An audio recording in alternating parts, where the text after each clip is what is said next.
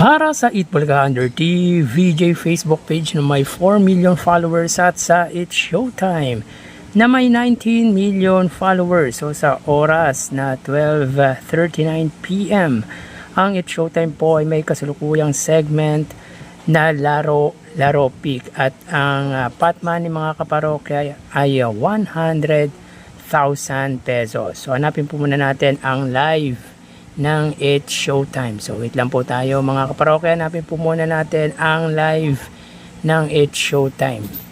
So yan po, may kita po natin na ang It's Showtime po ay may 2,700 viewers, samantalang Eat Bulaga ay may segment na The Age is Right. So dito may kita natin ang Eat Bulaga ay may 3,500 live viewers. So again, sa oras na 12:39 PM, ang It's Showtime po ay may 2,700 live viewers at ang Eat Bulaga ay mayroong 3,500 live viewers. So dito ay lamang ng 1,000 or 800 viewers ang Eat Bulaga against sa It's Showtime.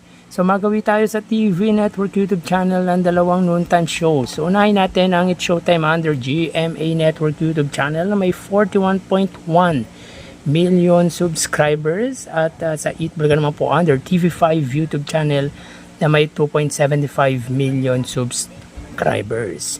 So bali milya-milya ang pagitan ng subscribers ng dalawang TV network at pabor yan sa GMA Network.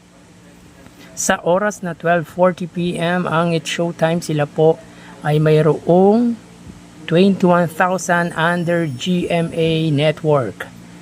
Ang Eat Bulaga naman po under sa TV5 YouTube channel, sila po ay mayroong 13,000 viewers. So ulitin natin, sa oras na 12:41 PM ang It's Showtime under GMA Network, sila po ay mayroong 21,000 live viewers at ang Eat Bulaga naman po under TV5, sila ay mayroong 13,000 viewers. So dito may kita po natin mga kaparokya na ang pagitan po ng dalawang TV network YouTube channel ay 8,000. Pabor naman po yan sa GMA Network. So magawi tayo sa main YouTube channel ng dalawang noontime show. So unahin natin ang It's Showtime under ABS-CBN It's Showtime na may 2.79 million subscribers at sa Eat Bulaga naman po na may subscribers na 1.8 million subscribers. Under naman po yan sa Eat Bulaga TVJ YouTube channel.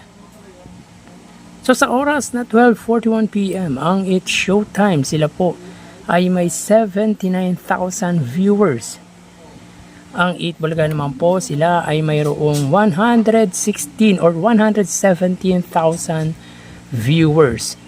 So again, sa oras na 12:42 PM ang It's Showtime, sila po ay may 80,000 viewers at ang Eat Bulaga naman po ay mayroong 117,000 live viewers. So dito po ang segment natin sa It's Showtime ay Laro Pick Elimination Round at sa Eat Bulaga naman po ay The Age is Right. So bali ang total na nakuha ng dalawang noontime shows ay ng It's Showtime ay 103,000 viewers. Para naman po sa Eat Bulaga ay 133,000 viewers. So sa Facebook Live, 2,000 sa It's Showtime, 3,000 sa Eat Bulaga. Sa TV Network YouTube channel, 21,000 sa GMA, 13,000 naman po sa TV5 at sa main YouTube channel.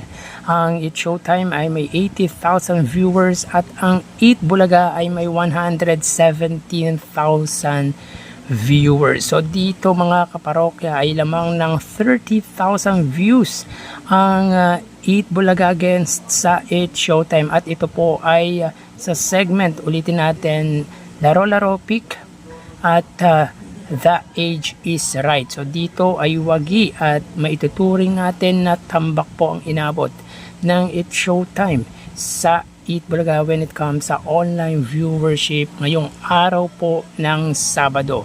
So yan po lumalabas sa kanilang online viewership as of 12:44 PM. So magpapalam po tayo mga parokya, magsiingat po tayo. Thank you and God bless.